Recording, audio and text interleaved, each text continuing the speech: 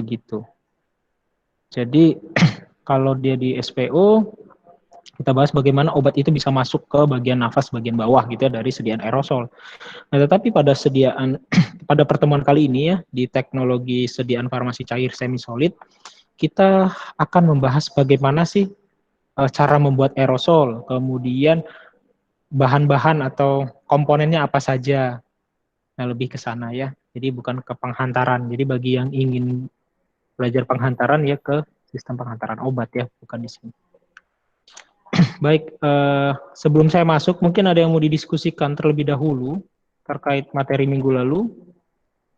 Ada atau tidak? Ada? Tidak ada? Oke, kalau tidak ada berarti kita langsung masuk saja ya ke materi hari ini. Sebentar ya.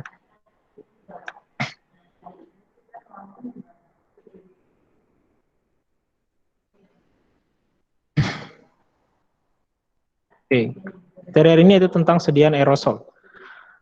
Sebagai pendahuluan, apa itu aerosol ya? Sesuai namanya, aero dan solution ya, yaitu sistem dispersi atau suspensi ya. Jadi dia bisa berupa, kita katakan dispersi, tapi dia juga termasuk sediaan suspensi sebenarnya.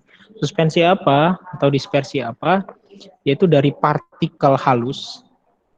Jadi bisa berupa partikel, bisa berupa cairan.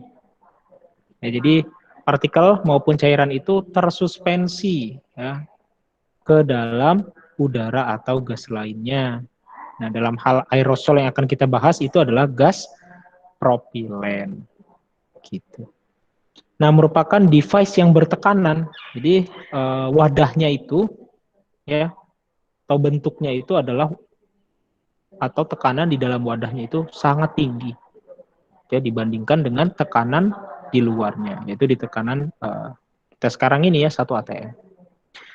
Di mana API atau active pharmaceutical ingredients ya, atau zat aktif itu terlarut.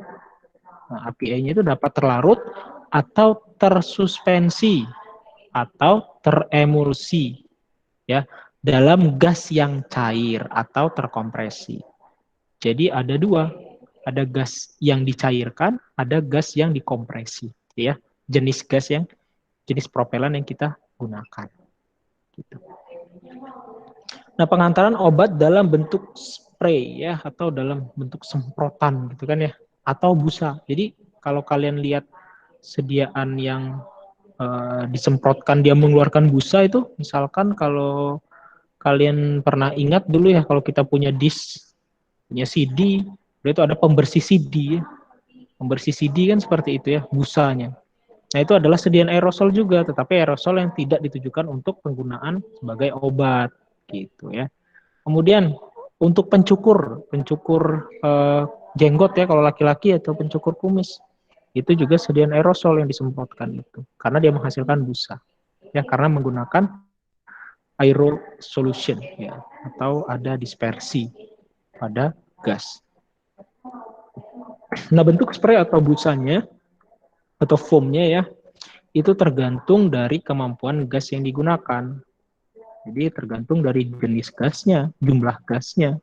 Ya, itu akan mempengaruhi bentuk dari outputnya, ya, zat yang dikeluarkan.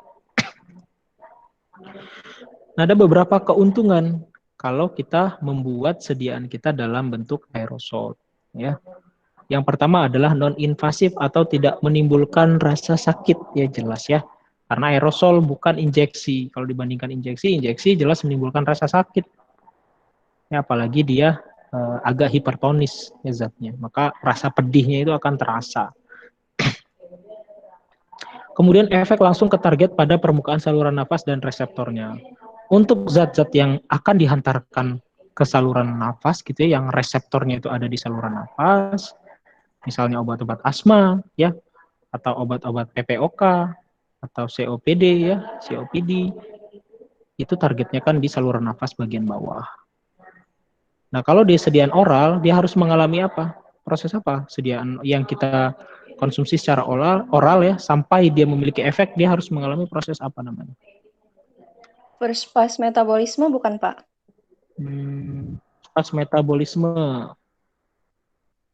itu efek yang tidak diinginkan ya. Tapi oke lah. Siapa tadi yang jawab? Anissa Septiana, Pak. Anissa. Oke, ada yang lain? Gin, kenapa sih? Absorpsi bukan, Pak. Absorpsi. Terus habis diabsorpsi gimana? Siapa nanya? Absorpsi, distribusi, metabolisme, Ekskresi. Iya. Ya, kalau memang harus terekskresi baru berefek kan enggak ya. Sebenarnya sampai distribusi ya kalau dia mau berefek gitu ya.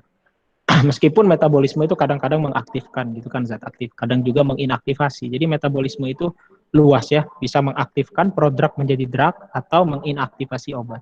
Baru dia bisa diekskresikan. Oke, jadi kalau dia sedianya oral, dia harus terabsorpsi dan harus terdistribusi. Siapa yang mendistribusikannya? Siapa yang mendistribusikan obat itu sampai ke tempat aksinya? Siapa? Siapa yang tugasnya mendistribusikan? Ada yang tahu? Nurul, coba. Nurul Fadil. Nurul? Masih bersama kita, Nurul? Atau sudah meninggalkan kita semua ini? Ya, maksudnya sudah tidak di dalam meeting lagi? Iya, Pak. Oh, masih. Ya, Nurul, siapa yang tugasnya mendistribusikan?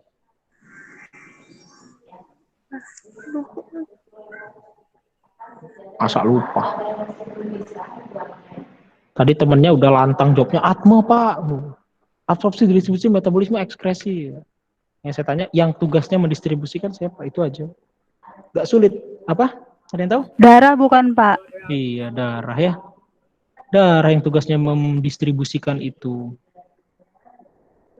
Jadi jangan bingung ya. Yang tugasnya mengantarkan ke sana kemari ya darah ya ketika terabsorpsi masuk ke darah.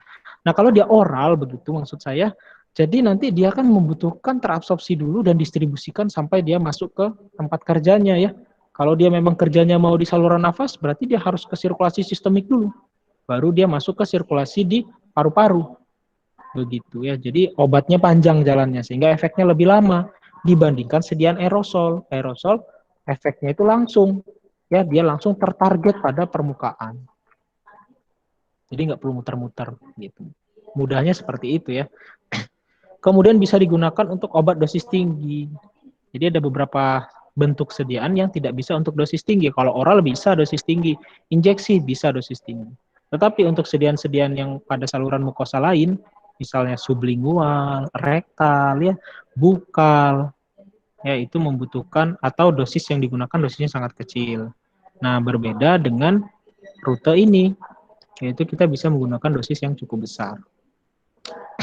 Kemudian kadar pada sirkulasi sistemik lebih rendah dibandingkan oral dan injeksi, ya karena dia langsung ke tempat aksinya ya, dan yang masuk sirkulasi sistemik jadi lebih sedikit, gitu ya. Karena dosis yang kita gunakan juga biasanya lebih sedikit. Ya kalau nggak percaya dicek aja ya, inhaler itu dosisnya berapa dibandingkan dengan tabletnya salbutamol ya. Nah ini bronkodilator ya, yaitu beta 2 agonis. Itu bentuk aerosol memiliki onset yang lebih cepat. Onset. Apa itu onset? Waktu yang dibutuhkan untuk obat mencapai efeknya, Pak. Waktu yang dibutuhkan dari obat itu diminum ya, sampai dia menimbulkan efek. Ya, onset ya. Jadi kalau onsetnya cepat berarti baru diminum langsung efek gitu. Itu bahasa mudahnya. Jadi dibandingkan rute oral ya jelas ya, dia lebih cepat ya karena dia langsung ke targetnya. Beda dengan oral tadi ya, harus muter-muter.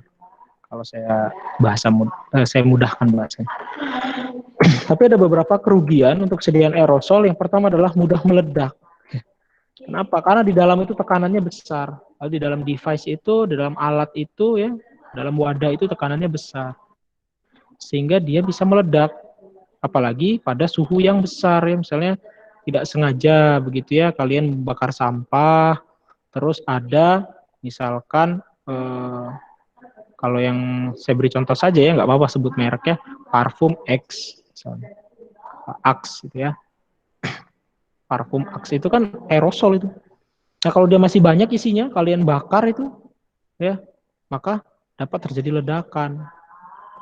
Ya, karena terjadi pemuaian tadi.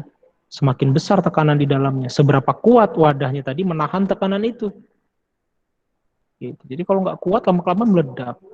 Nah, itu kerugiannya ya. Kemudian mahal. Nah, ini ya. Jadi kalau kita lihat ya, balik lagi ke parfum, harga parfum yang saya bilang tadi itu kan mahal ya rata-rata ya, 40.000 bahkan ya, 40.000, 50.000. Dibandingkan dengan parfum yang di warung itu cuma 10.000, udah banyak ya. Udah lama lagi habis. Ya karena memang teknologinya juga beda. Ya, teknologinya beda. Kemudian propelan dapat menyebabkan kulit dingin ya, karena dia menguap itu. Ini sama halnya dengan etanol. Gimana caranya etanol itu bisa buat kulit dingin? Coba kalau kita pikir. Ya, padahal dia pada suhu ruang. Kemudian ketika ditaruh di tangan, kenapa menyebabkan kulit dingin? Karena perbedaan tekanan uap akibat si etanolnya menguap. Terjadi perbedaan tekanan uap di kulit dan di atmosfer. Ini menyebabkan efek dingin. Nah, tetapi dalam sediaan propelan, kerugiannya ada kalau kita gunakan pada kulit yang terluka. Ya, efek dingin ini justru tidak diinginkan karena bisa menimbulkan rasa yang perih. Kemudian propelan golongan CFC ya, CFC ya, klorofluorokarbon, karena nanti ada beberapa golongan propelan, salah satunya ini CFC, menyebabkan penipisan atau deplesi pada lapisan ozon ya, O3 ya, ozon itu kan O3. Terjadi deplesi sehingga ini menyebabkan efek rumah kaca ya, sehingga penggunaannya sekarang dibatasi. Ya, nanti akan kita bahas dibatasi pada beberapa ini saja, kondisi saja kita menggunakan golongan CFC gitu lah. Kemudian teknik penggunaan yang kurang tepat dapat menurunkan efektivitas. Nah, ini kalau dia sediaannya adalah inhaler. Jadi orang yang tidak bisa menggunakan inhaler, ya cara menggunakan yang salah, maka akan menurunkan efektivitas dari pengobatannya. Ini kerugian. Kemudian banyak faktor yang mempengaruhi reprodusibilitas obatnya ya. Misalnya faktor fisiologi yaitu manuver pernafasan. Cara kita bernafas itu akan mempengaruhi. Kemudian dari segi obatnya juga, yaitu dari alat maupun formulasinya, ini akan mempengaruhi. Jadi banyak yang mempengaruhi. Ya, akan banyak faktor-faktor, variabel-variabel yang mempengaruhi efektivitas dari obat. Kemudian adanya mucociliary clearance, ini saya bahas di SPO sebenarnya. Ya, dimana kalau obat tadi yang untuk target paru itu kan dia akan kalau dia lama ya terabsorpsi, dia sementara itu akan membentuk depot dulu di mukus. Nah, adanya mucociliary clearance ini akan membersihkan mukus yang mengandung obat tadi. Nah, sehingga nantinya akan mengurangi jumlah obat yang terabsorpsi. Ya. Ini beberapa kerugian dari sediaan-sediaan aerosol. Kemudian kita masuk ke komponennya. Komponen aerosol itu terdiri dari gas propelan. Gas propelan ini, pokoknya kalau dia aerosol pasti pakai gas propelan aja intinya. Kalau nggak pakai gas propelan itu bukan aerosol. Kemudian ada produk konsentrat, ya produk konsentrat. Nah disinilah ada zat aktif kita, ya API, kemudian antioksidan, kemudian ada surfaktan dan lain-lain. Itu di dalam produk konsentrat namanya. Kemudian ada wadah dan ada katup dan aktuator. Ya, itu dibagi ya, padahal ini sebenarnya satu kan ya. Oke. Untuk prinsip dan formula sediaan aerosol, kalau untuk sediaannya sendiri ya, selain wadah itu ada propelan dan produk konsentrat tadi kan ya, terdiri dari dua komponen. Produk konsentrat atau konsentrat produk adalah bahan aktif aerosol yang dikombinasikan. Jadi ada zat aktif di dalam situ yang dikombinasikan dengan aditif yang dibutuhkan. Ya, misalnya tadi saya sebutkan antioksidan, kemudian ada surfaktan dan pelarut yang membuat produknya itu stabil dan efektif. Ya, jadi ini adalah komponen dari si produk konsentratnya yang biasanya cairannya, cairan konsentrat itu. Kenapa dikatakan konsentrat? Ya karena dosisnya tinggi. Ya, sangat konsentrat akibat dari dispersi pada gas sehingga dia menjadi lebih encer kan begitu nanti. Lanjut ya, propelan. Kemudian yang kedua adalah propelan. Nah, propelan terdiri dari dua jenis. Tadi sudah saya sebutkan di awalnya, ada gas yang dicairkan atau gas cair. Liquefied gas propelan. atau campuran gas cair yang memiliki fungsi ganda. Jadi kalau gasnya dalam bentuk cair itu memiliki fungsi ganda, yaitu sebagai propelan sendiri ya, sebagai gas yang memberi dorongan untuk mengeluarkan zat aktif kita dari wadah, dan sebagai pelarut ya atau pembawa. Jadi dia memiliki dua fungsi di situ. Sebagai pembawa atau pelarut sekaligus sebagai propelannya, yaitu gas yang mendorong itu. Nah, contoh-contohnya adalah CFC ya. CFC ini ya, contohnya adalah CFC. Walaupun nanti ada golongan hidrokarbon dan lain-lain, tapi yang dicontohkan ini adalah CFC. Seperti diklorodifluorometan, kemudian diklorotetrafluoroetan, dan trikloromonofluorometan. Panjang ya namanya ya. Kemudian yang kedua adalah gas propelan yang terkompresi atau dikompresi, seperti nitrogen, dinitrogen oksid, dan karbon dioksida.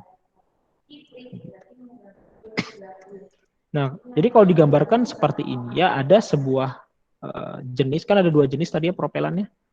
Gas propelan atau saya singkat GP itu ada dua. Ya, ada yang liquefied gas propelan dan ada yang kompres gas propelan atau gas propelan yang dikompres. Nah, bedanya adalah ketika dia dalam wadah yang gas yang dicairkan tadi ya atau liquefied gas propelan itu menjadi dua bentuk ya. Dia berada pada dua fase. Dia memiliki dua fase. Yaitu fase cair di sini yang akan meningkatkan volume dari produk konsentrat kita. Ya, kemudian di sisi lain ada yang berbentuk gas. Mengapa demikian? Ya karena di dalam ini tekanannya tinggi. Di dalam ini tekanannya tinggi. Sebelum saya masuk ke sana, saya akan mengasah dulu pengetahuan kalian ya, biar saya bisa menjelaskan mengapa bisa seperti itu. Air itu titik didihnya berapa? 100. 100 apa ini? 100 derajat Celcius ya, Pak? Oke. Bisa nggak saya didihkan air pada suhu 25 derajat Celcius? Bisa, cuman lama, Pak. Bisa, cuman lama. Ada yang bilang enggak, ada yang bilang bisa tak cuman lama. Gimana Junia? Bisa cuman lama itu? Mendidih loh ini, bukan habis ya. Mendidih. Kayaknya bisa sih, Pak, cuman lama. Cuman lama. Jadi air nih, saya taruh di depan rumah gitu ya. Saya tunggu besok pagi udah mendidih itu airnya. Lama kali itu udah 24 jam itu ya. Apa Iya. kurang? Sebulan saya biarkan mendidih nggak itu?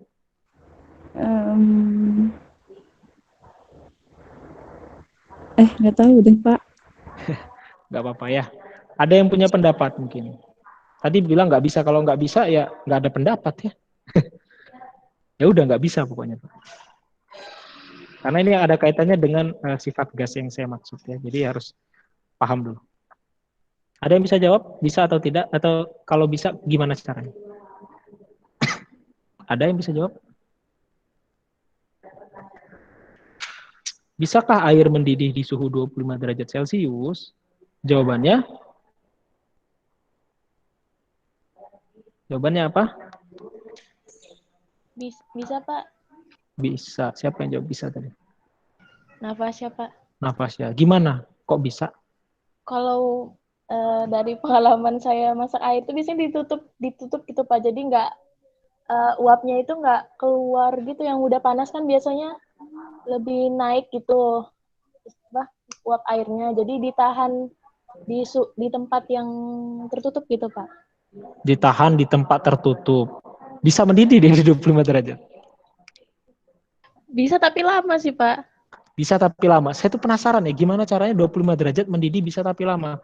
Jadi contohnya gimana? Misal saya punya nih gas dalam aqua nih, air nih. Terus saya taruh depan rumah, saya biarin aja gitu ya. Mendidih nanti dia. Pelubuk terus nguap gitu.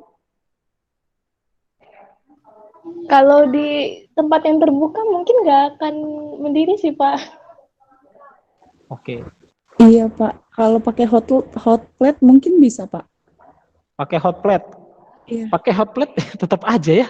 Nggak suhunya jadi 100 derajat kalau pakai hot plate kamu. Sama aja kayak kamu pakai kompor kan. Nggak bisa kayaknya sih, Pak. Nggak bisa. Nggak bisa ya jawabannya ya. Iya ya, jawabannya adalah bisa. Bisa ya? Oke. Ada yang penasaran kenapa bisa? Atau gimana caranya biar bisa? Kalau nggak penasaran nggak saya jelasin. Penasaran, Pak. Penasaran, Pak. Ini dosennya ini banget ya. Minta ada feedbacknya. Oke. Jadi jawabannya bisa asal tekanannya diturunkan. Gitu ya. Jadi itu kan mendidih suhu 100 derajat pada tekanan 1 atm.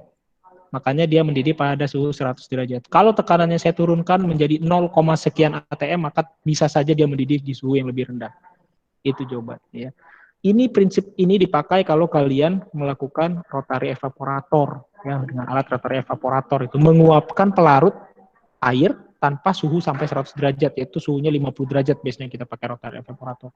Tapi ada vakum di situ. Ya, ada vakum yang menarik sehingga tekanannya menjadi rendah. Jadi dia bisa menguap dan mendidih pada suhu yang lebih rendah. Begitu ya. Suhunya 25 derajat. Nah, sebaliknya kalau saya naikkan tekanannya, maka bisa saja air itu pada suhu 100 derajat belum mendidih. Kalau suhunya 120 derajat, air itu mestinya udah nggak ada ya. Sudah tidak dalam bentuk cairnya lagi air itu. Tapi sudah dalam bentuk gas. Makanya kalau kalian pakai termometer nih, kalau kalian nggak percaya, kalian buktikan.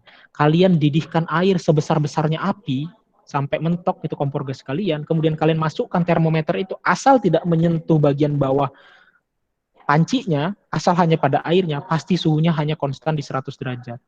Itu hanya kemampuan air. 100 derajat nggak bisa lebih. Makanya kalian nggak bisa goreng pakai air. Karena air suhunya cuma mentok di 100 derajat. Lebih dari 100 derajat dia akan bentuk uap. Begitu. Jadi nggak bisa kalian mengukur suhu airnya pada tekanan 1 atm itu di atas 100 derajat. Pasti dia udah jadi bentuk uapnya dan tidak terukur suhu. Nah, oleh karena itu prinsip ini kita pakai juga di gas propelan. Ya, jadi gas propelan itu adalah gas, bentuknya gas pada suhu ruang. Tetapi dengan saya memberi dia tekanan yang cukup banyak gitu ya, saya berikan dia tekanan, maka dia akan dalam bentuk cairnya di suhu ruang. Gitu. Jadi sama prinsipnya dengan air. Kalau saya berikan tekanan yang sangat banyak di suhu 150 derajat, air itu masih berbentuk cair, belum mendidih, bahkan belum menguap. Itu juga prinsipnya yang dipakai di gas propelan. Nah, sehingga gas propelan yang cair itu maksudnya ada gas yang kita berikan tekanan sehingga dia menjadi bentuk cairnya. Oke, dia ada bentuk cairnya. Kemudian kita masukkan ke wadah. Nah, di dalam wadah ini dia ada yang menguap. Dan dia mengisi bagian atas dari sini. Ini ada gas propelan. Saya tulis GP. Nah, di sini ada GPL, gas propelan cair atau GPC. Ini singkatan saja biar mempermudah saya nulis ya. Gas propelan yang berbentuk cair. Kenapa ya? Karena di dalam situ tekanannya sangat tinggi. Kenapa tekanannya tinggi? Karena ada gas ini. Sehingga menekan gas yang lain untuk tetap berada dalam bentuk cairnya. Jadi tekanannya sangat tinggi di dalam situ. Saya berikan contoh air tadi. Bisa nggak kita membuat air suhunya 150 derajat? Ya nggak bisa kalau sekarang, kalau 1 atm. Baru 100 derajat aja air itu sudah menguap. Kalau nggak percaya tadi ya, dipanaskan sebesar-besarnya kompor kalian, masukkan termometer itu hanya pada air, ingat. Tidak menyentuh bagian kompornya. Lalu tidak terkena apinya dan tidak terkena pancinya. Maka suhu itu akan konstan 100 derajat. Karena nggak sanggup air itu. Kalau udah 100 derajat dia akan berubah bentuk. Makanya air nggak pernah dipakai untuk goreng. Ya, karena suhu dari minyak itu maksimalnya lebih dari itu. Ya, makanya kalau kalian memanaskan pakai water bath, enaknya seperti itu karena terjaga suhunya, nggak bakal bisa merusak, nggak bakal sampai merusak karena mentok-mentok 100 derajat air. Nggak bisa lebih. Gitu ya. Tetapi apakah bisa saya membuat air suhunya 150 derajat? Bisa, asal saya beri kompresi. Nah, ini relate banget dengan kasus gas propelan. Ya, dengan kita memberikan tekanan pada gas itu, ya, dalam wadah yang vakum tadi ya, wadah yang tidak tembus terhadap atau tidak bocor, kan kita tahu ya sediaan aerosol itu nggak bocor ya wadahnya, nggak ada celah udara bisa masuk, nggak bisa keluar juga karena dia vakum dan diberikan tekanan yang sangat besar agar propelan tadi menjadi bentuk cairnya.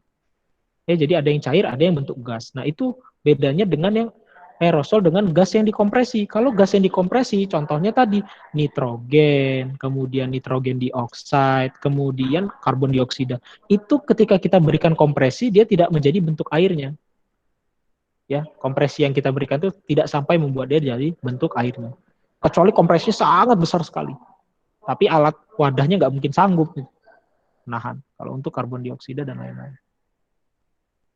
Begitu ya. Jadi itu yang membedakan.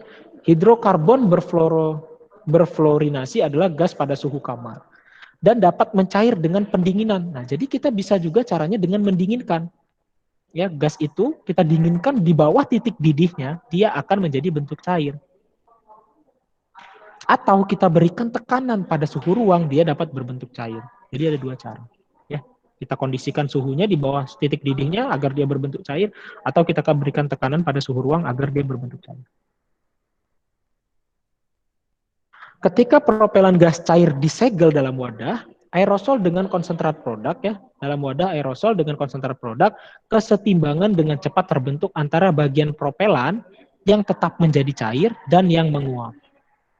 Ya, dengan yang menguap tadi memberi tekanan membuat yang belum menguap tadi menjadi tidak menguap begitu. Dan menempati bagian atas wadah aerosol. Nah, berbeda halnya dengan yang gas dikompresi, di sini tidak ada peningkatan volume dari produk konsentrat kita. Karena memang gasnya tidak menjadi bentuk cair. Kalau yang gas yang dicairkan tadi, propelan yang dicairkan, maka dia dapat terjadi peningkatan volume. Gitu ya. Fase uap fase uap itu di atas tadi ya, nih disediakan aerosol itu akan memberikan tekanan ke segala arah. Ya, karena ada tekanan ya, dia akan menekan ke segala arah. Terhadap dinding wadah, katup, dan permukaan dari gas cair. Ya, permukaan gas cair tadi terdiri dari apa? Terdiri dari gas cair dan produk konsentrat. Ya, dia akan menekan ke segala arah. Nah, akibatnya ketika kita mengaktifkan aktuatornya ya, atau katupnya ini kita buka, maka sifatnya tekanan kan seperti itu ya. Dia akan mengalir dari tekanan tinggi ya, udara itu ya, dari tekanan tinggi ke tekanan yang lebih rendah. Seperti itu. Maka nanti terjadi pendorongan di sini. Ya, mendorong si mendorong fase cairnya yang terdiri dari propelan gas yang dicairkan dan produk konsentrat keluar. Ya, sehingga mendorong. Nah, ini adalah prinsip dari aerosol. Oke, jadi celah yang bisa keluar itu hanya melalui ini. Gas yang di sini itu vakum. Nggak bisa gas itu keluar atau ke atas begini, enggak. Dia hanya lewat satu arah sini. Jadi gas ini kan dia akan mendorong si fase cair.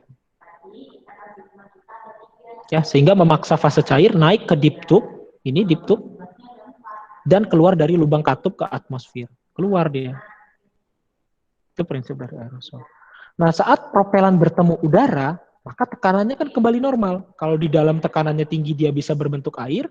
Tetapi ketika dia keluar, dia menjadi bentuk gasnya lagi. Karena tekanannya sudah 1 atm. Di mana pada tekanan itu dan suhu tersebut, suhu kamar, gas ini, ya propelan ini akan berada dalam bentuk gasnya atau fase gasnya. Maka dia akan mengembang dan menguap karena penurunan tekanan. Dan meninggalkan konsentrat produk ya, atau zat aktif kita akan ditinggalkan oleh si propelannya. Pergi dia karena dia menguap menjadi gas. Sebagai tetesan cairan atau partikel ya, tergantung dari produk konsentrat kita. Kalau produk konsentrat kita terlarut atau tersuspensi, maka dia akan menjadi bentuk partikel kering. Tetapi kalau dia teremulsi ya, maka dia menjadi tetesan cairan. Ya, dia menjadi cairan. Sehingga tergantung pada formulasinya. Nah, saat fase cair dikeluarkan dari wadah ya, keluar tadi, maka otomatis terjadi penurunan tekanan di sini. Saya hapus dulu ya biar nggak pusing. Ketika udah keluar, maka volumenya kan berkurang. Ketika volume berkurang, tekanan pun akan berkurang di sini.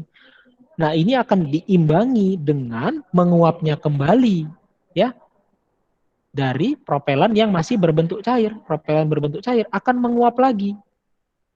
Dan dia akan menjaga keseimbangan atau keseimbangan antara propelan yang tersisa dan yang dalam keadaan uap. Ya, propelan yang masih cair dan yang keadaan.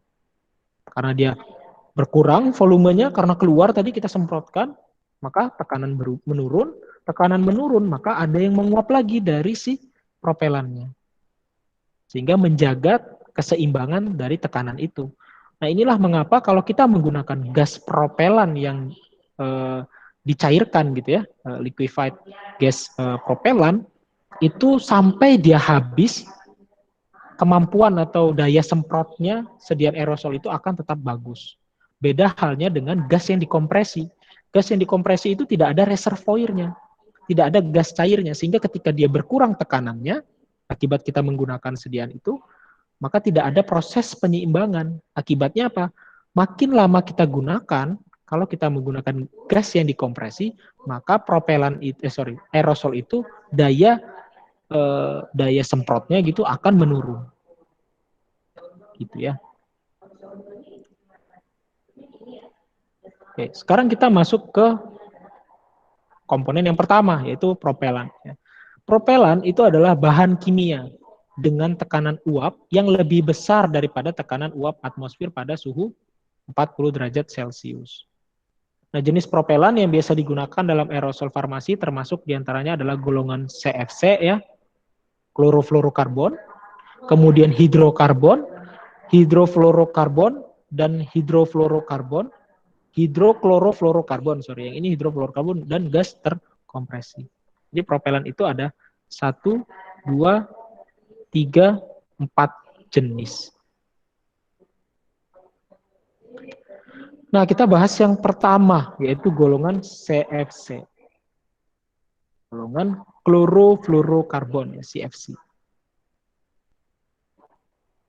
Selama bertahun-tahun jenis ini, ya, CFC ini yang dengan kode P11, P12 dan P114 ini pengkodeannya berdasarkan strukturnya, ya. Ini yang paling sering digunakan, ya, selama bertahun-tahun lalu. Kita menggunakan yang CFC. Nah, tetapi penggunaannya sekarang telah dibatasi. Kenapa? Karena kita tahu bersama bahwa CFC ini dapat menyebabkan deplesi, ya, atau pengikisan atau penipisan dari ozon di atmosfer. Ya, ini berbahaya. Nah, sehingga sejak Januari 1996 produksi CFC di seluruh dunia itu dikurangi, bukan dihentikan, ya, dikurangi. Ya, menjadi hanya sejumlah yang dibutuhkan. Nah, adapun aerosol yang menggunakan CFC itu hanya terbatas pada pengobatan asma dan PPOK, ya, penyakit paru obstruktif kronis atau COPD, ya, chronic obstructive pulmonary disease. Nah, alternatif untuk P12 itu ada, yaitu P134A dan P227. Nah, nanti kita bahas ini. Ini yang model barunya. Sekarang telah dikembangkan dan digabungkan dengan formulasi aerosol. Nah, tetapi untuk P11 dan P114, ya, untuk jenis yang ini, itu belum ada alternatifnya. Ya, mengapa? Karena ternyata P11 tadi diperlukan di sebagian besar suspensi aerosol untuk membuat bubur, ya, slurry gitu, ya, slurry obat, ya, membuat dia seperti bubur seperti itu, ya, kalau disuspensi dan bahan lainnya. Jadi meningkatkan ketercampurannya. Karena yang terbaru itu ternyata belum ada yang bisa memiliki sifat sebagai propelan sekaligus memiliki manfaat seperti ini. Ini juga digunakan untuk melarutkan surfaktan dalam beberapa formulasi. Jadi ada beberapa formulasi menggunakan propelan jenis P11 maupun P114 sebagai pelarut dari surfaktan. P11, P12, P14 adalah CFC pilihan untuk aerosol oral, nasal, dan inhalasi. Jadi sekarang itu dibatasi hanya oral, nasal, dan inhalasi CFC itu. Tidak untuk topikal, karena sediaan aerosol kan topikal juga, ya. Propelan diterima dengan baik karena toksisitas dan tidak mudah terbakar. Nih, ya, mengapa dia dulu sering digunakan sekali? Karena toksisitasnya rendah dan dia tidak mudah terbakar.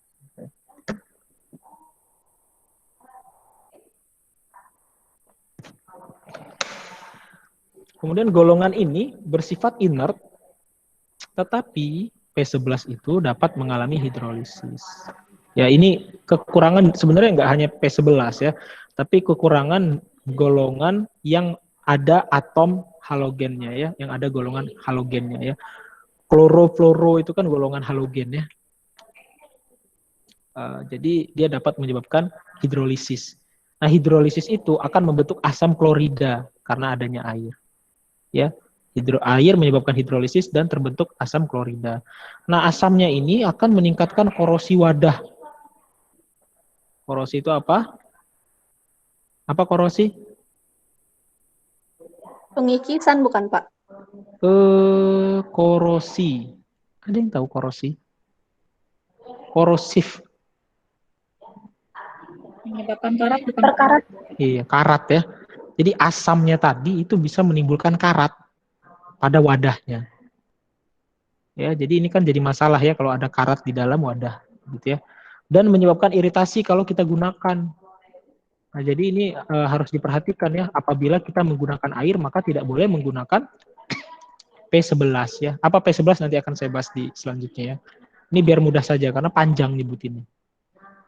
Nah, jika terdapat air menggunakan P12 atau campuran P12 dan P114. CFC adalah gas pada suhu kamar yang dapat dicairkan ya dengan cara mendinginkan di bawah titik didih atau mengkompresnya pada suhu kamar ya, atau dikompresi ya, diberi tekanan. Ya, diberi tekanan sampai dia mencair. Itu bisa. Nah, P12 itu adalah difluorometana. Akan membentuk cairan jika didinginkan hingga minus 21,6 derajat Fahrenheit. Itu sekitar berapa ya? Minus 21,6 itu sekitar minus 30 kali ya. Sekitar minus 30 derajat Celcius lah ya. Nggak jauh beda, sekitar 30 derajat Celcius. Dia baru berbentuk cair. Bayangkan kalau kalian mau mencairkan gas itu. Harus di minus 30 derajat. Atau kalau kalian memberikan tekanan, itu dikompresi hingga tekanannya adalah 84,9 PSIA, ya, PSIA, yaitu pound per inch persegi mutlak, ya, absolut.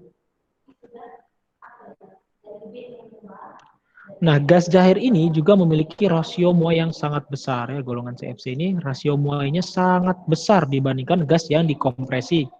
Misalnya nitrogen dan karbon dioksida tadi ya, contoh gas yang dikompresi. Nah, rasio ekspansinya adalah sekitar 1 hingga 240.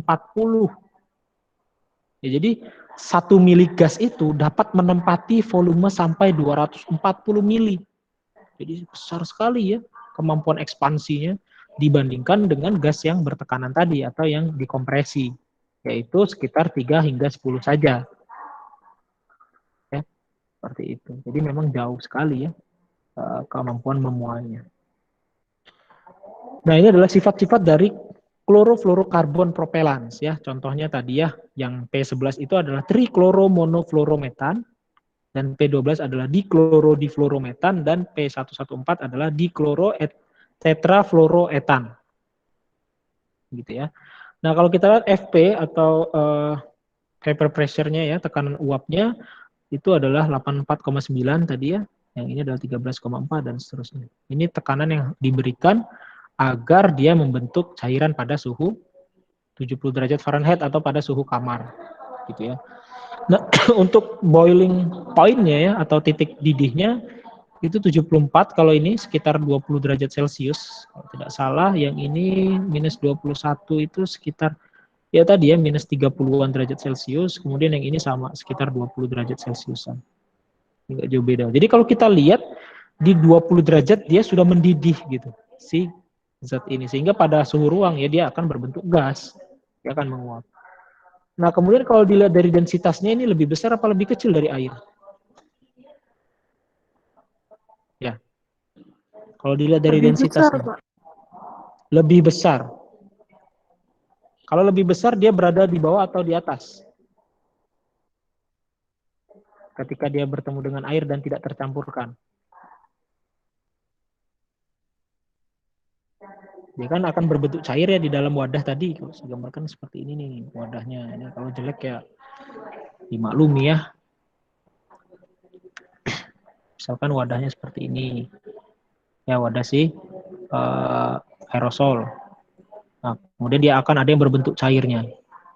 Nah, pertanyaannya, ketika dia dalam bentuk cair dan tidak tercampurkan dengan air, maka dia berada di atas atau di bawah untuk golongan CFC ini. CFC ini berada di atas atau di bawah golongan klorofluorokarbon. Di bawah bukan, Pak? Iya, di bawah ya. Nah, sehingga kita tadi lihat ya, ada deep tube kan ya. Deep tube itu harus diatur sedemikian rupa, jangan sampai dia berada di sini. Nanti ketika reservoirnya diaktifasi ya, diaktivator gitu, yang keluar justru reservoir nanti. Reservoirnya sampai habis dulu, baru zat aktifnya keluar. Kan repot ya, kecuali dilakukan pengocokan. Iya, kalau dikocok dulu. Tidak dikocok bagaimana? Gitu ya. Jadi ini harus diperhatikan pengaturan tinggi dari deep tube-nya. Nah, kemudian kita masuk ke propelan yang selanjutnya, yaitu hidroklorofluorokarbon dan hidrofluorokarbon. Ya, bedanya di sini nggak ada kloro. Di sini nggak ada kloro ya. HCFC dan HFC itu berbeda dari CFC karena kadang tidak mengandung klorin. Yang untuk yang HFC ini tidak mengandung klorin dan memiliki satu atau lebih atom hidrogen. Nah, itu bedanya. Kalau kita lihat tadi, ini nggak ada atom hidrogen sama sekali. Belas nggak ada hidrogen sama sekali. Ya, nah berbeda halnya dengan yang ini karena ada hidro di depannya, berarti ada hidrogen. Akibatnya apa? Akibatnya senyawa ini terurai di atmosfer lebih cepat. Ya, tidak sampai ke lapisan ozon dia sudah terurai, sehingga tidak menimbulkan efek penipisan ozon karena ada hidrogennya itu. Contoh-contohnya adalah P22, 142B, dan 152A. Ya, ini digunakan pada obat-obatan topikal. Jadi kalau obat-obatan topikal biasanya tidak CFC lah intinya ya. Ketiga propelan ini memiliki daya larut yang lebih besar dengan air.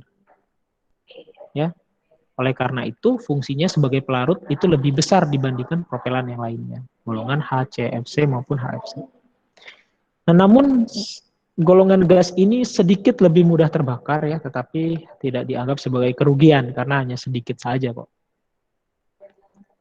Ini adalah contoh gas propelannya ya. Ada klorodifluorometan ya. Kemudian trifluoromonofluoroetan, panjang sekali ya namanya, dan seterusnya. Ya, dengan berbagai titik tekanan uapnya ya agar dia menjadi air dan seterusnya. Nah, boiling point-nya minus 41. Minus berapa ini berarti? Minus 50-an ini, minus 50 derajat dia baru berbentuk cair. Densitasnya kurang lebih mirip ya di atas air kecuali ini. Kemudian selanjutnya adalah golongan hidrokarbon ya, gas propelan golongan hidrokarbon. Hidrokarbon digunakan dalam aerosol sediaan topikal, ya umumnya disediaan topikal karena sifatnya yang dapat diterima oleh lingkungan. Jadi dia tidak bereaksi atau tidak reaktif terhadap lingkungan dan toksisitasnya yang rendah juga. Ya, ini gas propelan syaratnya harus tidak memiliki toksisitas ya. Kalau dia memiliki toksisitas tidak dipakai dia sebagai gas propelan. Hidrokarbon membuat 3 fase. Ya, membuat dia menjadi 3 fase. Karena yang namanya hidrokarbon ya nggak bakal larut ya dengan air. Ya, oleh karena itu dia akan terbentuk 3 fase. Fasenya apa saja? Fase gas, fase cairnya ada 2. Ya, karena tidak dapat bercampur dengan air. Tetapi bedanya hidrokarbon ini kepadatannya kurang dari 1. Jadi hidrokarbon ini berada di atas air. Nah, ini harus kita rancang sesuai dengan jenis propelannya, deep tube-nya tadi ketinggiannya. Meskipun memang kebanyakan orang ya dikocok dulu kan baru digunakan ya untuk menyeragamkan atau mendispersikan si propelannya dalam produk konsentrat. Hidrokarbon akan berada di lapisan air dan memberikan gaya untuk mendorong isi keluar dari wadah. Ya sama. Nah, namun zat ini mudah terbakar dan bisa meledak. Ya, jadi kalau golongan hidrokarbon nanti ada contoh-contohnya itu mudah terbakar dan meledak. Ya, kalau kalian mau cek ya nggak apa-apa di rumah misalnya ada aerosol tanpa membaca coba aja semprotkan terus depan kompor gitu misalkan. Kalau dia terbakar terus meledak gitu, ya berarti hidrokarbon. Tapi kan enggak ya, kita kan bisa baca saja ya itu propelannya hidrokarbon atau bukan. Nanti saya berikan contoh-contohnya. Tidak mengandung halogen. Nah, bedanya hidrokarbon ini tidak ada halogen. Tadi kan ada halogen ya, fluoro, kloro, FCl, BRI kan gitu ya. FCl, BRI itu adalah golongan halogen kan. Oleh karena itu tidak terjadi hidrolisis. Sehingga propelan ini cocok untuk aerosol yang berbasis air. Ya, golongan hidrokarbon ini. Karena dia tidak terhidrolisis. Karena akibatnya apa kalau terhidrolisis? Terbentuk asam klorida tadi kan ya. Karena ada klorin tadi. Terbentuk asam klorida menyebabkan korosi pada dinding wadah. Ini adalah beberapa contoh dari propelan golongan hidrokarbon. Yaitu ada propan, ada isobutan, dan butan. Nah, kalau kita lihat densitasnya lebih kecil dari air. Dia berada di atas. Gitu ya. Sementara untuk titik didihnya kurang lebih mirip ya. Intinya dia berbentuk uap pada suhu ruang. Nah, ini ada beberapa contoh produk. Di sini saya tampilkan kenapa ya, karena ini forumnya tertutup ya. Jadi bukan berarti saya promosi. Toh nggak tahu juga ya jualannya di mana ini. Yang pertama adalah Kenalog spray ya, yang berisi triamcinolon asetonit. Apa itu triamcinolon asetonit? Atau fungsinya saja sebagai apa? Sebagai apa? Triamcinolon asetonit. Sebagai apa fungsinya?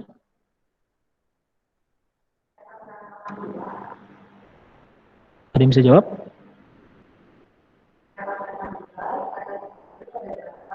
Triamcinolon. Ini adalah golongan apa?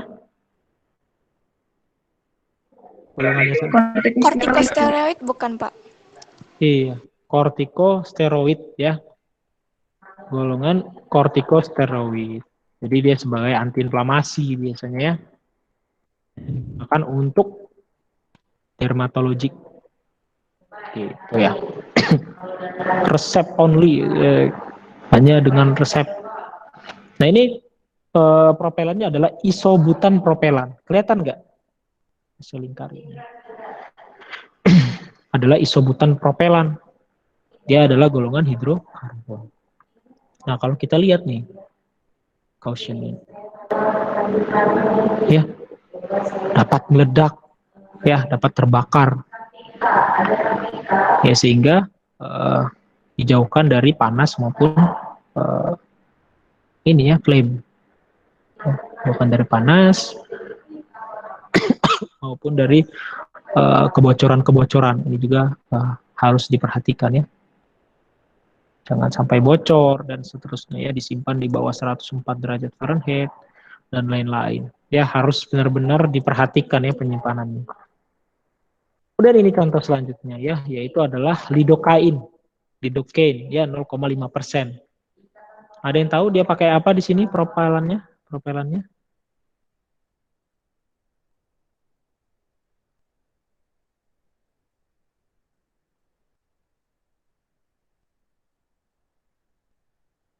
Ada yang tahu? Propelannya pakai apa kalau burn relief spray ini?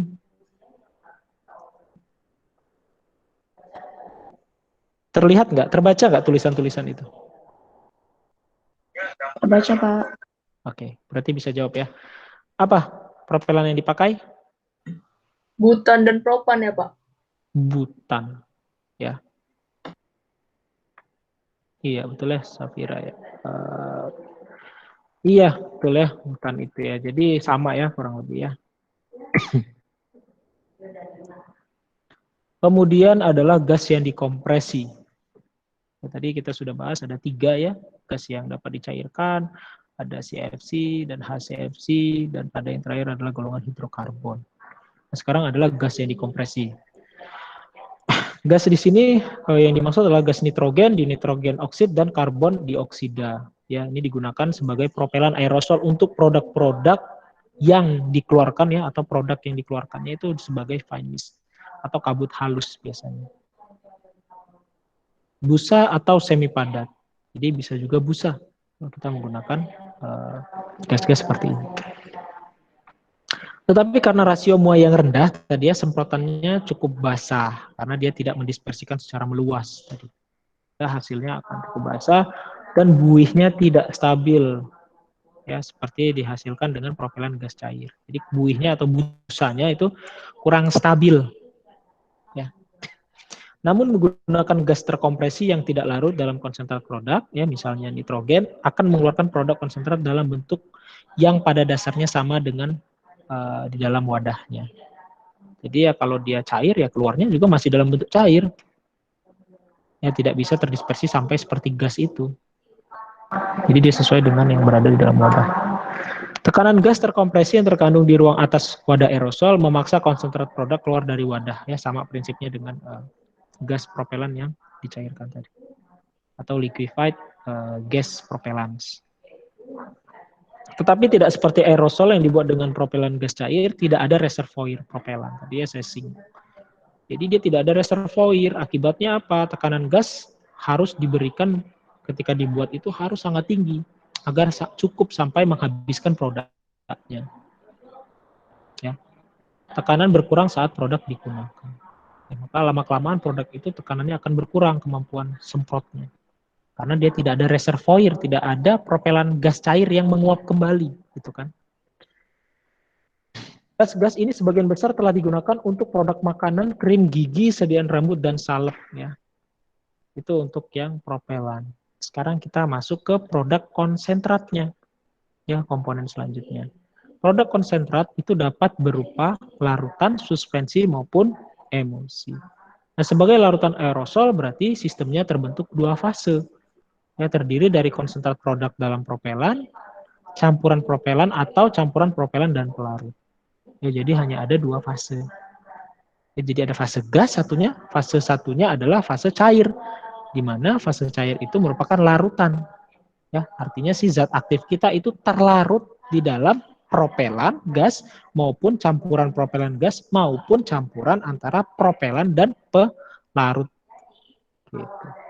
Nah, pelarut juga dapat ditambahkan ya untuk memperlambat penguapan propelan. Nah, kalau dia misalnya pelarut itu melarutkan propelannya, propelan cair, ketika dia keluar, propelan itu nggak langsung menguap. Dia butuh waktu ya, karena untuk berdifusi dulu kan, sampai dia menguap. Larutan aerosol kadang sulit untuk diformulasikan. Ya sulit tapi kenapa? Karena banyak campuran propelan atau pelarut propelan itu bersifat non-polar. Ya, sehingga zat aktif kita tidak bisa melarut atau produk konsentrat kita tidak bisa terlarut. Jadi nggak bisa dalam bentuk larutan. Akhirnya apa? Suspensi ujung-ujungnya atau emulsi gitu ya. Etil alkohol paling sering digunakan ya di samping propilen glikol, di propilen alkohol dan seterusnya. Etil alkohol ini ya etanol ya, etil alkohol. Cuman biar keren aja etil alkohol, padahal etanol ya. Ini yang paling sering digunakan. Ya, kalau kita mau mencampurkan kedua itu tadi, propelan, cair, dan produk konsentrat. Larutan aerosol digunakan dalam sediaan pada kaki ya. Biasanya untuk yang semprotkan pada kaki itu bisa digunakan. Itu anestesi lokal, spray on protective film, kemudian sediaan antiinflamasi, dan aerosol untuk aplikasi oral dan hidung ya atau pada saluran nafas. Kandungan 50% hingga 90% untuk sediaan topikal. Nah, kalau dia sediaan oral atau nasal ini biasanya bisa sampai 99,5%. Jadi propelannya jauh lebih banyak ya dibandingkan dengan produk konsentrat. Sehingga produknya harus benar-benar konsentrat agar bisa diencerkan oleh propelan dan memiliki efikasi. Gitu. Jika persentase propelan besar, maka tingkat dispersinya juga akan besar ya, semprotan juga akan meningkat. Nah, saat persentase propelannya sedikit, maka hasil semprotannya, hasil spraynya itu akan lebih lembab. Gitu ya, karena memang kemampuan daya dorongnya tadi tidak sekuat itu. Ukuran partikel semprotan ya atau ya semprotan dapat bervariasi dari 5 hingga 10 mikrometer untuk sediaan aerosol yang diinhalasi dan 50 hingga 100 mikrometer untuk topikal. Jadi ini partikel semprotannya itu bervariasi ya. Kita punya range untuk sediaan aerosol kalau kita bahas waktu itu ya. Kenapa? Kalau terlalu kecil, terlalu besar dia akan tertahan pada saluran nafas bagian atas, dia tidak masuk ke bawah. Tapi kalau terlalu kecil juga itu nggak bagus, karena nanti ketika exhale kita menghembuskan nafas, ya dia udah masuk, keluar lagi. Jadi kita punya range-nya, agar dia optimal efeknya. Tapi kalau untuk topikal ya, range-nya lebar lah ya, karena dia untuk sediaan topikal, yang penting nggak mampet saja. Gitu. Kemudian selanjutnya adalah suspensi, tadi larutan, sekarang suspensi. Ya suspensi dibuat bila konsentrat produknya tidak larut. Jadi kalau nggak larut ya buat suspensi saja ya dalam gas propelan yang cair tadi. Atau campuran propelan dan pelarut. Gitu ya. Atau bila tidak diinginkan adanya kosolven. Kalau kita nggak mau pakai kosolven, etanol dan sebagainya, ya udah biarkan saja dia tersuspensi dalam cairan propelan. Cairan gas propelan. Beberapa obat seperti obat anti asma, steroid, dan antibiotik itu diberikan dalam bentuk suspensi saja. Ya, ketika katup digerakkan atau dibuka, formulasi suspensi akan dilepaskan sebagai aerosol. Kemudian propelannya akan menguap, ya, dan meninggalkan dispersi yang halus dari konsentrat produk. Jadi ketika pergi si propelannya, kalau digambarkan seperti ini, terjadi penguapan akibat terjadi penurunan tekanan, maka si partikel yang tersuspensi tadi akan menjadi partikel halus. Gitu ya. Nah ini berlaku sistem ini ya, skema ini juga berlaku jika zat aktif kita larut dalam propelan. Jadi hanya zat aktif dan propelan saja. Ketika propelannya menguap, dia akan menjadi bentuk yang partikel halus juga. Ya, jadi dia bisa suspensi atau larutan. Dengan syarat dia hanya larut atau hanya menggunakan gas cair propelan saja. Tidak ada pelarut tambahan. Kalau ada pelarut tambahan, ya dia akan lambat menguapnya ya, sehingga dia basah. Nah, pertimbangan formulasi untuk suspensi ini berbeda dengan larutan karena dia suspensi. Suspensi akan mengalami aglomerasi partikelnya sehingga harus kita perhatikan pertumbuhan ukuran partikel sehingga menyebabkan penyumbatan katup ya, penyumbatan dari celah aerosol tadi. Itu kan kecil ukurannya. Nah, kalau dia ukurannya membesar dan menyebabkan penyumbatan, maka ini akan jadi masalah. Ya. Kemudian lubrikan seperti isopropil miristat, minyak mineral, dan surfaktan ini seperti sorbitan trioleat, asam oleat, lecitin, ya ini digunakan untuk mengatasi aglomerasi dan pertumbuhan ukuran partikel. Sehingga masalah ini dapat terselesaikan harapannya, ya dapat menyelesaikan masalah penyumbatan ya dengan menggunakan lubrikan-lubrikan tersebut. Kemudian kadar air di seluruh formulasi harus dijaga di bawah 200 sampai 300 ppm atau part per million sehingga semua bahan harus dalam bentuk kimia anhidratnya. Jadi ketika dia menguap si propelannya ya dan hanya tersisa kadar air yang sedikit ya masih dalam bentuk anhidrat. Nah, ini kaitannya agar lebih mudah ya dia absorpsi. Ya lebih mudah terlarut dan sebagainya. Atau mampu menjadi anhidrat setelah proses pengeringan tadi ya. Ukuran partikel dari bahan konsentrat produk tidak larut harus kisarannya sekian. Ya 1 sampai 10 mikrometer ukuran partikel. Jadi kecil sekali ya. Untuk aerosol inhalasi dan 40 sampai 50 untuk aerosol topikal. Ini kaitannya dengan ukuran dari ininya juga ya, aktuatornya juga, ukuran dari semprotnya itu. Kemudian yang terakhir untuk ini ya, terakhir untuk produk konsentrat yaitu adalah aerosol emulsi yang terdiri dari bahan aktif pembawa berair dan atau tidak berair dan surfaktan. Jadi harus ada surfaktan kalau dia sedianya adalah emulsi. Kalau nggak ada surfaktan ya nggak stabil nanti ya emulsi. Ujung-ujungnya bentuknya jadi 3 fase lagi ya seperti tadi. Tergantung pada komponennya, produk yang dikeluarkan dapat berupa busa yang stabil. Misalnya pada krim cukur ya, krim cukur itu kan busanya stabil ya. Kalian semprotkan gitu ya, entah itu untuk mencukur bulu kaki atau mencukur jenggot dan kumis gitu misalkan. Nah itu kan busanya stabil ya. Jadi bisa berupa busa yang stabil atau busa yang cepat pecah. Nah, busanya itu sebenarnya tergantung dari surfaktan. Busa yang cepat pecah akan menghasilkan busa saat dikeluarkan, tetapi akan cepat hilang. Ya, jadi keluarnya dalam bentuk busa, tetapi dia akan menghilang menjadi cairan biasa. Ya, ini biasanya digunakan untuk mengaplikasikan konsentrat produk ke area yang luas. Ya, jadi semprotkan gitu, nanti lama-kelamaan busanya hilang sehingga kita tidak perlu menggosok atau menyebarkan produk secara manual. Gitu ya. Jadi harapannya seperti itu. Selain itu obat aktif lebih cepat tersedia karena busanya cepat hancur. Maka zat aktifnya lebih terkonsentrasi pada permukaan kulit. Ya. Kalau dia tidak hancur kan dia ada yang di atas gitu ya. Kalau busa itu kan dia memiliki struktur 3 dimensi. Oke ya. Busa dihasilkan ketika konsentrat produk tersebar di seluruh propelan dan propelan berada dalam fase dalam. Nah, busa itu hanya terbentuk jika propelannya menjadi fase dalam sediaan emulsi. Kalau propelannya menjadi fase luar, maka tidak terbentuk emulsi atau tidak terbentuk busa. Jadi kalau di fase dalam berarti emulsinya adalah minyak dalam air karena kan propelan itu sifatnya non propelan ya. Propelan itu non polar. Jadi propelannya berada di dalam. Begitu ya. Kalau dia berada di dalam, maka otomatis dia terbentuk busa. Nah, ketika propelan berada fase eksternal, yaitu fase luar ya, seperti emulsi air dalam minyak, begitu busanya tidak tercipta. Ya, sehingga alirannya atau semprotannya basah. Seperti itu saja. Nah, busa stabil jika surfaktan memiliki kelarutan pada organik maupun air. Jadi surfaktannya ini terkonsentrasi pada antarmuka. Ini pelajaran farmasi fisik ya. Fenomena antarmuka. Jadi kalau dia terkonsentrasi pada antarmuka, tidak dalam bulknya, tidak di dalam fase dalamnya, dia pada antarmukanya, maka surfaktan ini dapat menjaga agar sediaan tersebut stabil. Ya, sehingga propelan membentuk lapisan tipis yang disebut sebagai lamela. Ya, si surfaktan tadi akan membentuk lamela. Nah, komposisi lamela ini yang akan menentukan kekuatan struktural dan karakteristik dari busa. Lamela yang tebal dan berlapis, busanya stabil.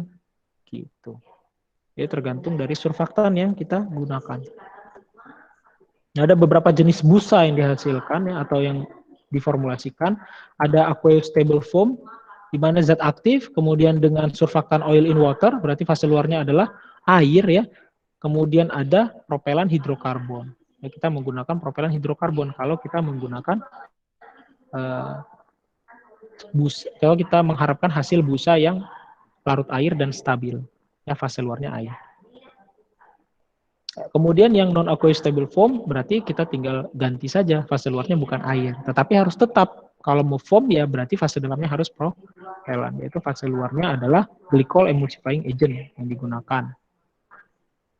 Ya, yaitu menggunakan PEG ester, ya, polyethylene glycol. Ester dari polyethylene glycol.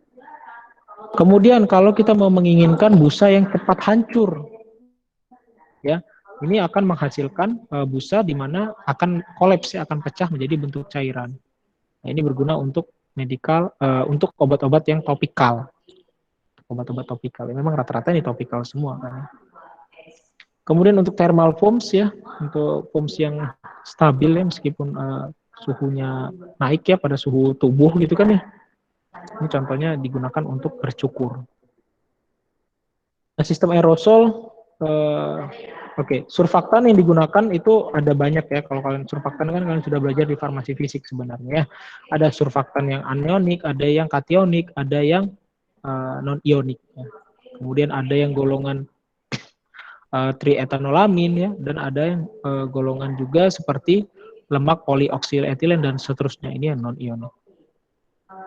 Ya, biasanya kita menggunakan yang non-ionik karena masalah kompatibilitasnya lebih sedikit karena dia tidak bermuatan ya. Non-ionik ya twin, ya span dan sebagainya. Kemudian steril alkohol ya dan sebagainya itu kan surfaktan yang non-ionik. Nah, sistem aerosol itu tekanannya tergantung pada jenis dan jumlah dari propelan tadi ya, gas propelan. Nah, kalau semakin banyak gasnya, maka otomatis tekanannya akan semakin besar. Begitu juga dengan jenis yang digunakan, propelan mana? Propelan yang hidrokarbon kah? Atau yang CFC yang kemampuan memuainya sangat besar. Kemudian sifat dan jumlah dari produk konsentrat ini juga akan mempengaruhi kinerja dari aerosolnya. Ya, apakah produk kita itu dapat terlarut, atau tersuspensi, atau teremulsi. Nah, kemudian ada beberapa sistem aerosol, ada 2 fase, 3 fase, dan gas terkompresi. Ini mirip ya. Kalau 2 fase intinya dia terlarut ya. Dia terlarut. Kemudian kalau 3 fase ya nggak larut ya berarti ya. Ada 3 bagian. Ya, ada 3 lapisan, yaitu uap, 1 ya gas, yang kemudian ada di cairan ada 2 yang tidak saling melarutkan. Gitu ya.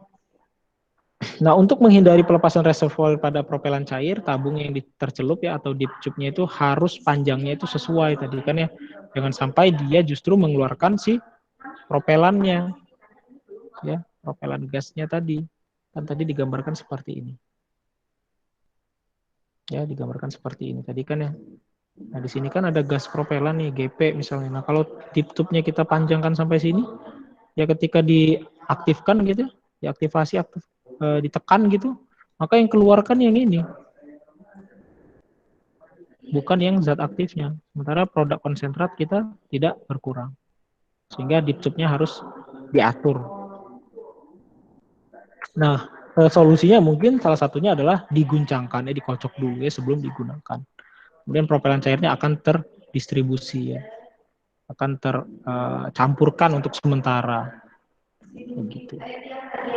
Kemudian fase uap di dalam wadah terisi kembali dari fase propelan cair. Tadi ada reservoir, dia menguap, dia akan kembali lagi ke atasnya sehingga tekanannya menjadi konstan. Nah, kalau gas terkompresi, kita hanya memberikan gas saja pada bagian atas itu. Jadi kita masukkan dulu produk konsentrat, kemudian kita berikan gas sampai suatu tekanan tertentu. Kemudian baru kita tutup, kita seal sediaannya. Penggunaan gas yang tidak dapat larut seperti nitrogen menghasilkan pengeluaran produk dalam bentuk yang pada dasarnya sama. Tadi sudah saya jelaskan. Nah, keuntungannya tadi ya, kalau dia yang gas yang dikompresi itu inert. Ya, dan pengaruh protektifnya produk-produk yang mengalami oksidasi. Karena dia tidak ada oksigen ya, digantikan oleh gas inert, maka tidak mengalami oksidasi ya. Karena oksidasi ya karena adanya oksigen kan. Nggak ada oksidasi tanpa oksigen. Nah, pemicu oksidasi itu baru cahaya, logam, dan sebagainya. Ya, tapi poinnya adalah oksigen. Kalau nggak ada oksigen ya terpicu oksidasi juga. Kalau oksigennya terbatas ya nggak akan begitu banyak yang teroksidasi. Kemudian selain itu nitrogen adalah gas yang tidak berbau dan tidak berasa. Ya, sehingga kontribusinya tidak menimbulkan bau yang tidak diinginkan atau rasa yang tidak diinginkan. Selain dapat digunakan ya untuk menggantikan nitrogen seperti tadi ya. Oke, sampai sini dulu mungkin ada yang ditanyakan. Untuk sediaan aerosol ya, ini baru sampai ke propelan dan produk konsentratnya. Nanti kita bahas wadahnya dan cara membuatnya. Gitu.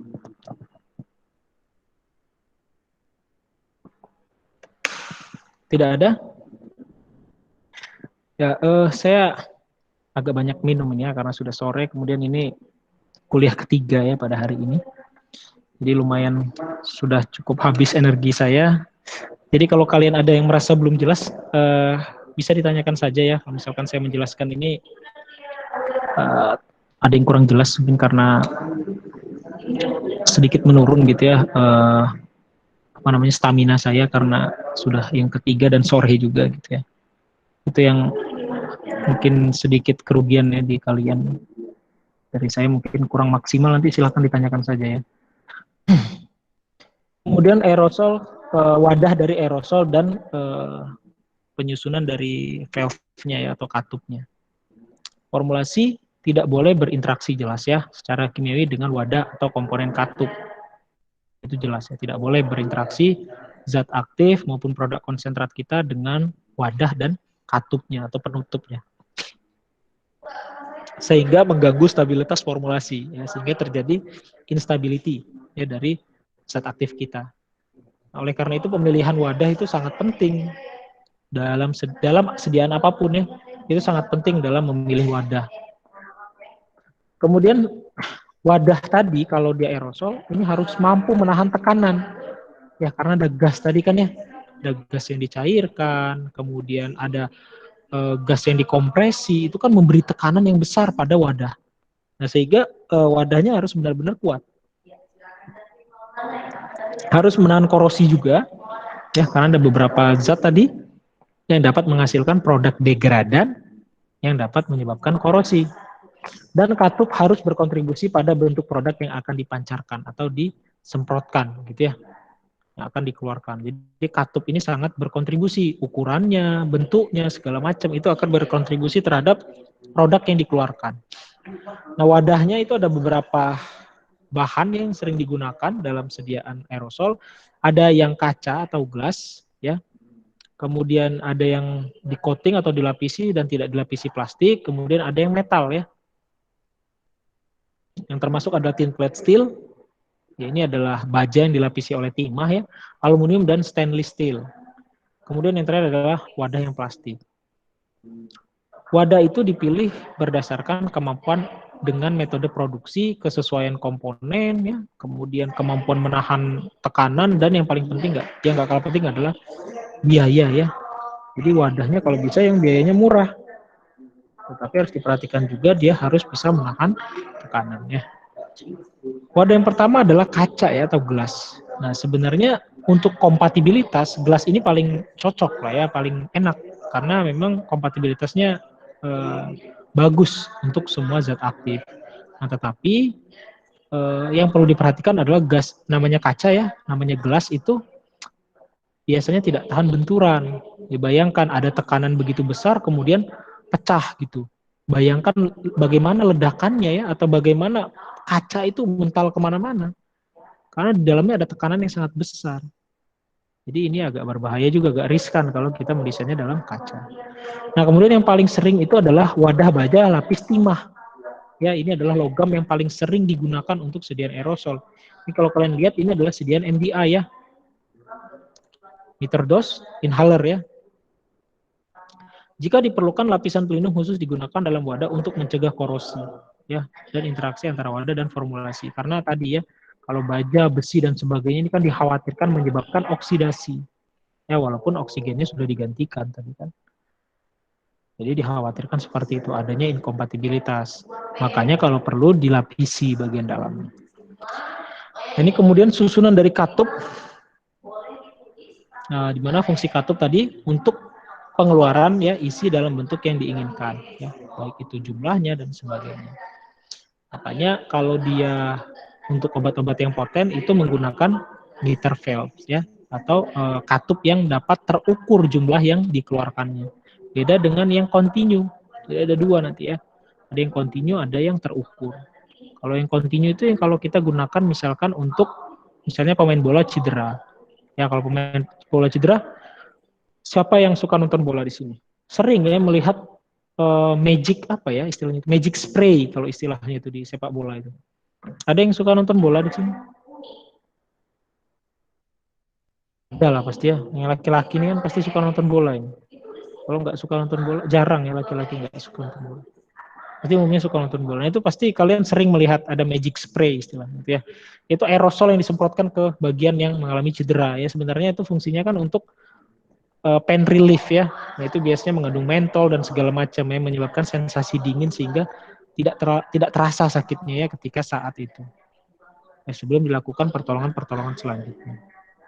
Ya, atau kadang dimasukkan anestesi, kita nggak tahu ya. Banyak sekali zat yang bisa ditambahkan di situ. Nah, itu biasanya menggunakan katup yang continuous, yang secara terus-menerus kita pencet ya keluar terus dia. Nah, contohnya ya, kalau kalian punya pengharum ruangan gitu kan, itu kan aerosol juga. Ya, pengharum ruangan dan sebagainya, itu aerosol. Ketika kalian tahan ya keluar terus kan, nggak bakal berhenti. Itu yang continue. Tapi kalau yang meter dose inhaler ya MDI itu kan sekali tekan ya hanya keluar sedosis tertentu saja, tidak semuanya. Begitu ya. Bahan yang digunakan dalam pembuatan katup harus sesuai yang disetujui oleh FDA. FDA ini di mana? Ada yang tahu? FDA ini yang di mana? Kalau FDA di mana? Amerika ya, Pak. Di Amerika. Kalau di Indonesia apa namanya? Kalau di Indonesia namanya BPOM. iya BPOM. Oke. BPOM ya. Ya. Di antara bahan yang digunakan adalah plastik, karet, aluminium, dan baja tahan karat. Ini bahan-bahan yang biasa digunakan. Nah, tipe tadi ya saya singgungnya tipe dari katup tadi ya, atau valve tadi. Katup itu ada yang katup dengan penyemprotan kontinu. Ini biasanya untuk sediaan topikal. Dan ada yang dengan pengukur ya, atau dengan ukuran tertentu ya, yaitu untuk obat-obat yang poten. Ya, obat-obat inhaler itu ya. Apa sih isinya itu? Ada yang tahu nggak? Obat-obat inhaler itu untuk orang-orang asma dan PPOK. Isinya apa? Zat aktifnya. Ada yang tahu?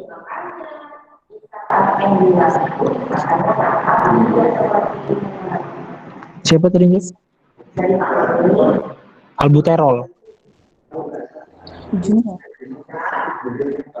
Ya, Sama. ya albuterol ya. Kalau di luar negeri albuterol. Ya albuterol ya. Contohnya albuterol. Kemudian selain itu ada budesonid dan sebagainya ya. Golongan-golongan steroid itu banyak. Karena kan gini ya. Jadi kalau terjadi asma itu kan karena overproduksi ya, atau overaktif dari bronkus ya, sehingga terjadi penyempitan, terjadi bronkokonstriksi. Nah, di mana fungsi dari si anti inflamasi ya, contohnya adalah steroid, itu dapat melegakan juga. Kenapa? Ya karena dia memiliki efek untuk gini ya, kalau inflamasi itu kan terjadi vasokonstriksi ya kalau inflamasi.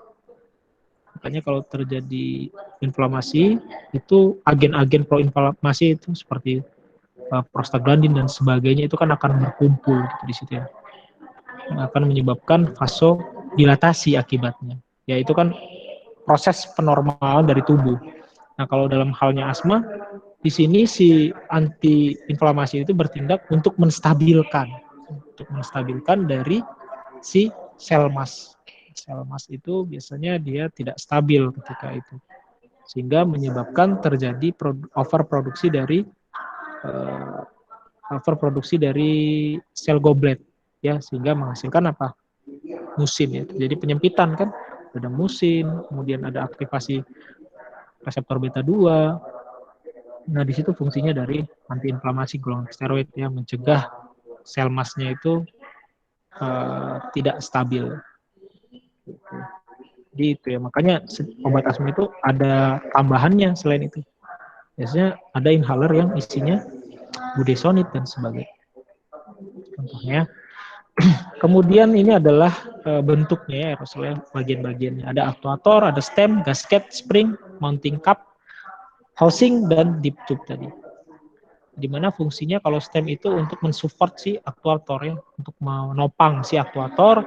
Kemudian ada gasket, ya ini untuk mencegah kebocoran ya, ketika dia ditekankan ini dikhawatirkan ada bocor di sini, gasnya bisa keluar nanti. Nah, ini ada gasket yang mencegahnya. Kemudian ada spring. Spring ini adalah yang menahan gasket pada tempatnya ya. Kemudian ada deep tube, ini yang membawa si produk konsentrat kita ke katup ya, keluar. Kemudian ada mounting cup, ini yang menahan si katup kita pada tempatnya ya, menjaga dia pada tempatnya. Dan ada housing. Nah, ini yang berhubungan dengan deep tube dan stem ya. Dengan stemnya, dengan batangnya di housing ini akan menentukan kecepatan ya, mengatur kecepatan pengiriman atau pengeluaran obatnya. Jadi ini yang mengatur.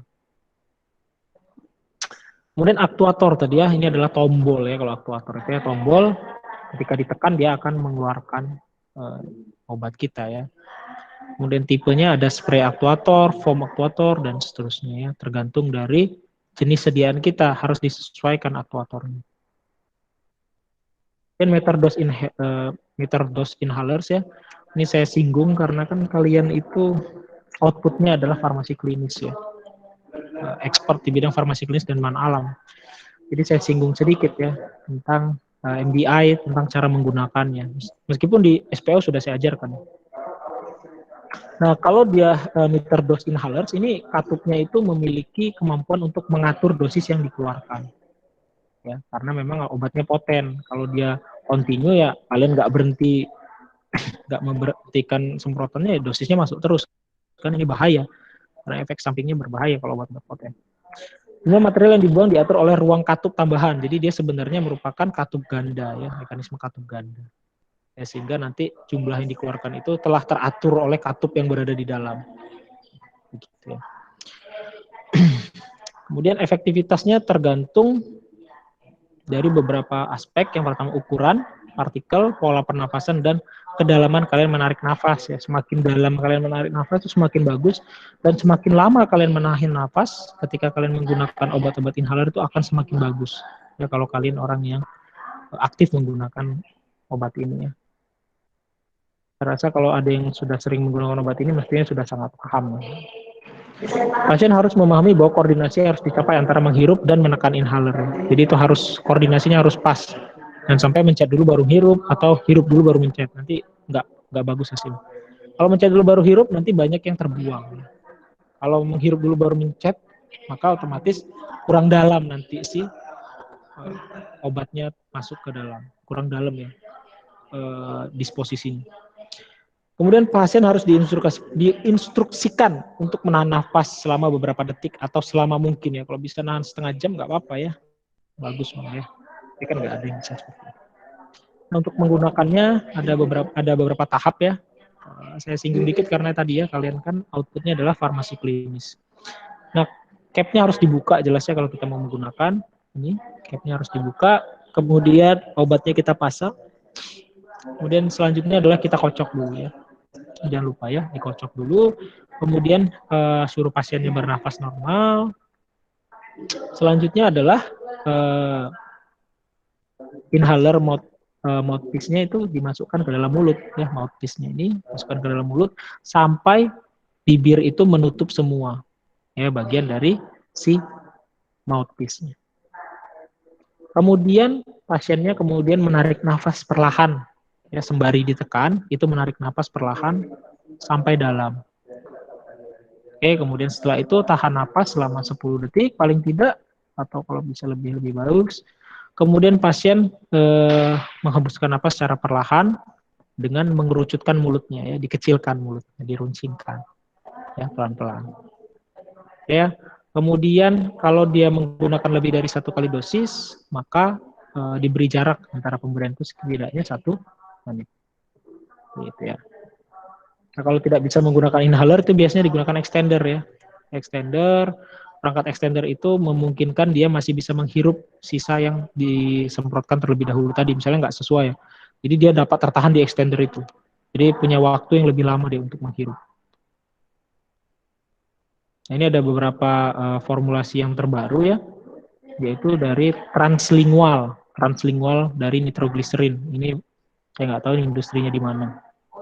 Nah, dia memodifikasi, walaupun dia aerosol ya, dia tapi disemprotkan ke atau di bawah lidah. Jadi disemprotkan di bawah lidah. Ya, jadi dia lebih mudah digunakannya karena dia tidak untuk dihirup. Jadi dia lebih ke sublingual, ya, di bawah lidah sebenarnya. Tapi dia bentuknya semprotan, bukan bentuk tablet. Ini adalah dosis-dosisnya ya. Penyimpanan aerosolnya di tempat yang sejuk, terlindung dari panas ya, karena dia mudah meledak tadi kan, dan sinar matahari. Kemudian tidak pada suhu yang beku juga tapi ya. Kemudian saran untuk pasien tidak lebih dosis yang dianjurkan. Nah, kemudian yang terakhir adalah metode pembuatan aerosol. Ya, ada yang pressure filling apparatus, kemudian ada yang cold filling apparatus, dan ada yang compressed gas filling apparatus. Nah, kalau dilihat dari namanya, pressure ya, jelas dia memberikan tekanan.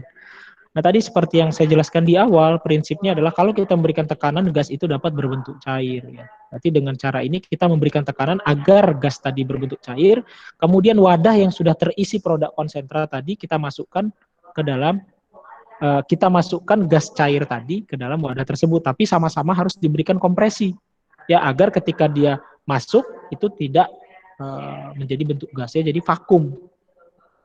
Jadi device-nya atau alatnya itu vakum.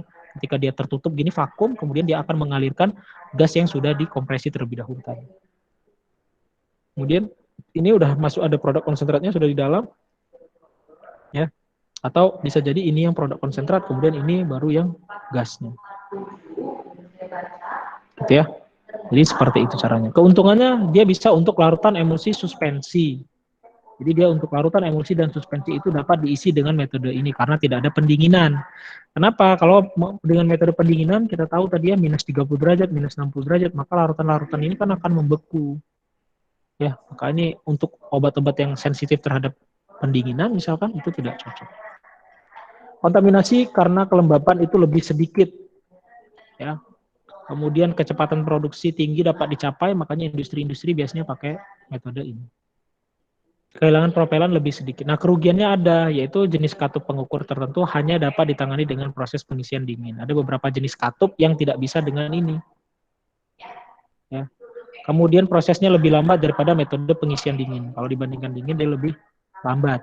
Nah, kalau yang cold filling apparatus, itu prinsipnya dengan mendinginkan dulu, sampai si gasnya berbentuk cair pada suhu beku. Ya, yaitu suhunya minus 30 sampai minus 60, bayangkan ya. Sangat dingin sekali. Ya, suhu ini diperlukan untuk mencairkan gas tadi. Sistem pendingin dapat berupa campuran es kering, aseton, atau sistem respirasi. Ini sistem pendingin yang digunakan bebas ya. Pertama, konsentrat produk didinginkan dan diisi ke dalam wadah yang sudah didinginkan, diikuti dengan propelan cair dingin. Jadi semuanya dalam kondisi dingin ya. Jadi wadahnya diisi dulu ke dalam, produk konsentrat itu diisi dulu ke dalam wadah yang didinginkan. Ya, baru masuk si gasnya tadi. Uap dari propelan cair dingin umumnya menggantikan udara di dalam wadah. Ya, jadi gas cair tadi dimasukkan, dia akan menggantikan dari wadah, baru dia ditutup. Ya. Keuntungannya mudah, tapi kerugiannya produk air, emulsi, dan produk yang sensitif oleh suhu tidak dapat diisi dengan metode ini, ya, karena beku tadi kan. Nah, kemudian yang terakhir adalah kompres gas filling apparatus. Nah, kalau ini prinsipnya sama kalau kayak kalian ngisi angin gitu ya. Jadi sudah ada produk konsentrat dalam wadah, kalian masukkan gas. Begitu saja. Ya, sehingga di dalam situ tekanannya menjadi tinggi. Prinsipnya seperti itu ya. Kalau saya gambarkan tadi, saya contohkan di kelas sebelumnya itu kalau kalian ngisi angin atau ngisi tabung LPG gitu, ya sama itu. Memasukkan gas ke dalam wadah. Ya, wadahnya kan nggak membesar ya, kalau tabung LPG kan diberikan tekanan terus kan, diberikan gas terus kan, dia tidak akan pecah ya, sesuai dengan kemampuan dari wadahnya. Gitu juga dengan si propelan gas yang dikompresi. Ya, konsentrat ditempatkan dalam wadah, katupnya di krim ya, atau di krim itu dirapatkan begitu, udaranya dikeluarkan dengan menggunakan pompa vakum dulu, udara dari wadah tadi, kemudian filling head dimasukkan ke dalam bukaan katup, katup ditekan dan gas dibiarkan mengalir ke dalam wadah. Ya, isi deh. Untuk produk yang memerlukan peningkatan jumlah gas atau memerlukan kelarutan gas dalam produk, karbon dioksida dan nitrogen oksida itu bisa digunakan ya, di nitrogen oxide. Nah, untuk mendapatkan kelarutan maksimum, wadahnya diguncang secara manual, selama pengisiannya diguncang dulu, sambil diisi, ya, agar dia lebih maksimum isinya. Nah, untuk QC testing atau untuk uji-ujinya itu adalah inspeksi kimia fisika pada katup, aktuator, dan bitubnya dicek, kemudian spesifikasi propelannya apakah masih sesuai dengan awal atau tidak, kemudian dicek konduktivitas, kekurangan berat dan ukuran, dan pengujian kebocoran. Ya, pengujian kebocoran ini mudah ya caranya. Wadahnya itu biasanya dibiarkan saja pada air ya dengan suhu 55 derajat. Jadi nanti kecek, kelihatan kalau dia bocor ya maka akan ada gelembung-gelembung yang dihasilkan gitu ya. Kemudian pengujian semprot ya, sejauh mana dia tersemprot. Jadi ini kaitannya dengan jumlah propelan gas yang masih ada. Gitu. Jadi kalau kemampuannya sama antar produk ya berarti pengisiannya sudah benar. Itu yang dicek di QC-nya. Oke.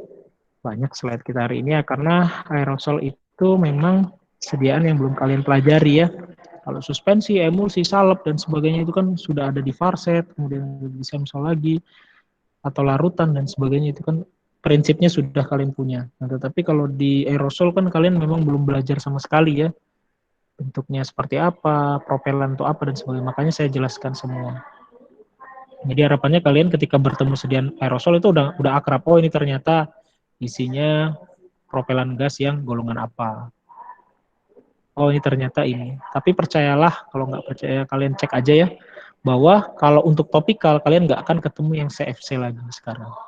Ya untuk sediaan topikal, untuk sediaan yang parfum segala macam nggak akan ketemu lagi propelan yang CFC karena memang sekarang hanya untuk obat-obatan saluran nafas. Ya sekarang didesain seperti itu karena dapat menyebabkan penipisan ozon. Silakan jika ada yang ingin ditanyakan.